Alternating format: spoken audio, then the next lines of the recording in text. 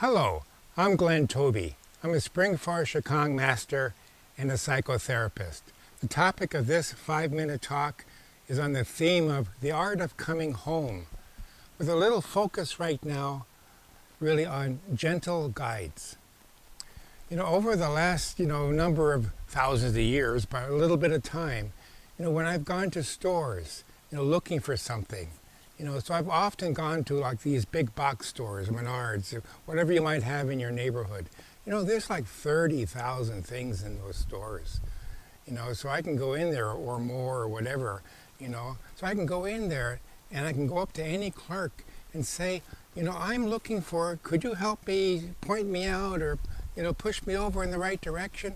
And they go, oh, sure. It's in aisle 42 or, halfway down and about two, shelves up. It's such a beautiful, helpful way to guide me. So sometimes when I'm looking for guides in life, I want the big ones. I want the guides with the big answers, the eternal answers, where I can find out actually all these guides are really part of that big answer. I can't go into that Menards, that big box store, and say, hi, I'd like something. Could you find something for me? I want to be guided.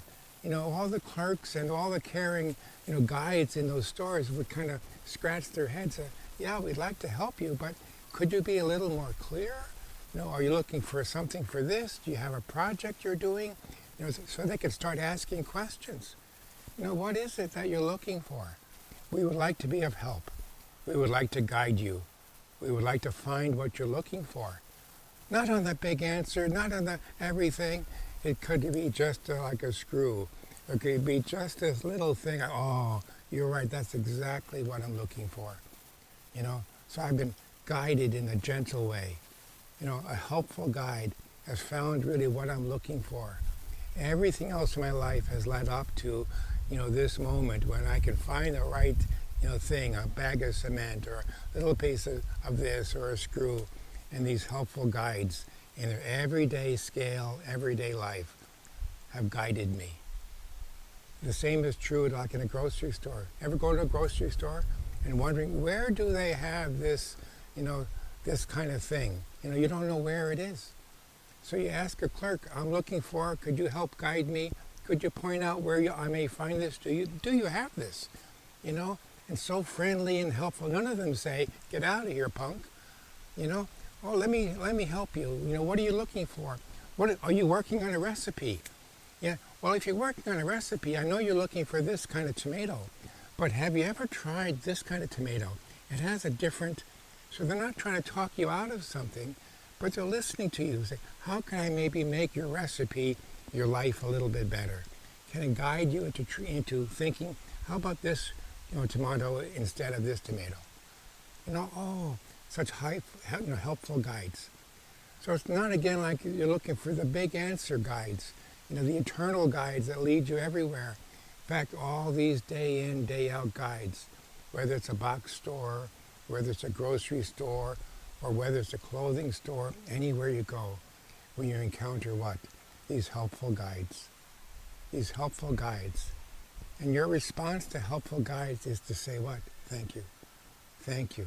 You have this connection to a higher vibration of thanking the guides for guiding you, rather than, oh, that's not important, that's very small, anybody knows where the tomatoes are, that doesn't really count.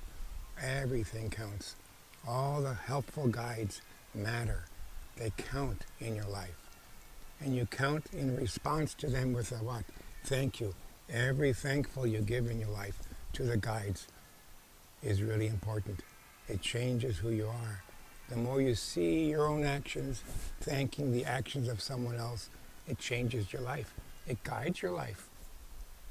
The less you get connected that way, the less you say thank you, the less you say, yeah, get out of here. It affects you. It affects those guiding, helpful guides, but also your guiding heart. So finding a way that you too can really be a helpful guide. You can ask questions, but not talking someone into something that they don't want to buy, hear, do, feel. Guiding to what maybe they're looking for in life. And everything that they find leads on to the next, leads on to the next. So if I tried that tomato and I went, no, thank you, I don't want that anymore, good, it's guided me into making another decision. Thank you for seeing what's important.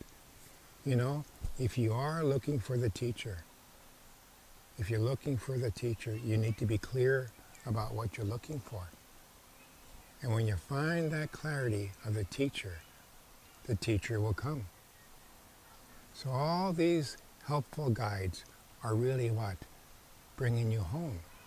Bringing you home to the things you need, whether it's a screw, whether it's paint, whether it's a tomato.